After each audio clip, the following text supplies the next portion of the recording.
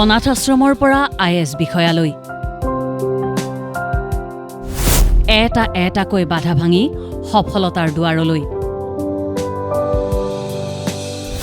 দৃঢ়তাৰে লক্ষ্য ভেদ কৰা এজন লোকৰ কাহিনী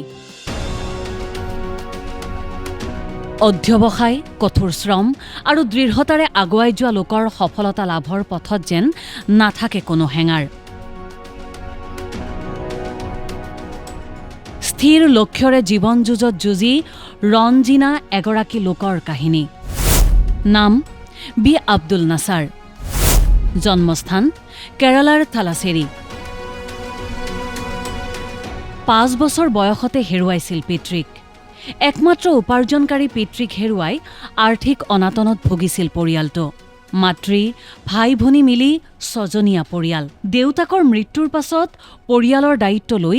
নানা সংগ্ৰাম কৰিবলগীয়া হৈছিল মাতৃয়ে আনৰ ঘৰত বন কৰি ল'ৰা ছোৱালীকেইটাক পোহপাল দিয়াত যথেষ্ট কষ্ট হৈছিল তেওঁৰ উপায়হীন হৈ ভাতৃভগ্নীৰ সৈতে আব্দুলৰ ঠিকনা হ'লগৈ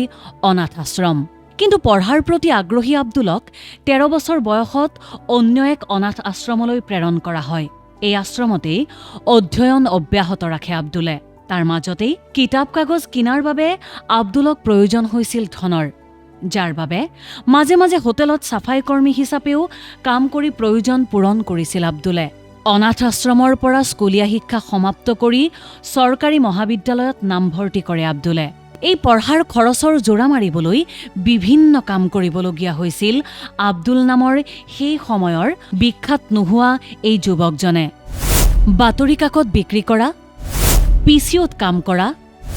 টিউচন শিক্ষক আৰু নানা কাম অৱশ্যে অনাথ আশ্ৰমত থকাৰ কালত হতাশাতো ভুগিবলগীয়া হৈছিল আব্দুল যাৰ বাবে কেইবাবাৰো আশ্ৰমৰ পৰা পলাই গৈছিল তেওঁ কিন্তু একমাত্ৰ পঢ়াৰ টানতেই বাৰে বাৰে ঘূৰি আহিবলৈ বাধ্য হৈছিল আব্দুল স্নাতক উত্তীৰ্ণ হৈ চৰকাৰী চাকৰিৰ বাবে আবেদন কৰিছিল যদিও সফল হ'ব পৰা নাছিল কিন্তু চেষ্টাৰ কোনো ক্ৰুটি কৰা নাছিল আব্দুলে স্নাতকোত্তৰ ডিগ্ৰী লাভ কৰাৰ পাছত লাভ কৰে স্বাস্থ্য বিভাগৰ প্ৰথম শ্ৰেণীৰ চাকৰি কৰ্মৰে নিজৰ পৰিচয় দি লাভ কৰিলে পদোন্নতি আনফালে ৰাজ্যিক অসামৰিক পৰীক্ষাতো উত্তীৰ্ণ হ'ল আব্দুল জিলা উপ-আয়ুক্ত হিচাপে নিযুক্তি লাভ কৰিলে তেওঁ 2015 চনত ৰাজ্যখনৰ শ্ৰেষ্ঠ উপ-আয়ুক্ত হিচাপে স্বীকৃতি লাভ কৰে তেওঁ 2017 চনত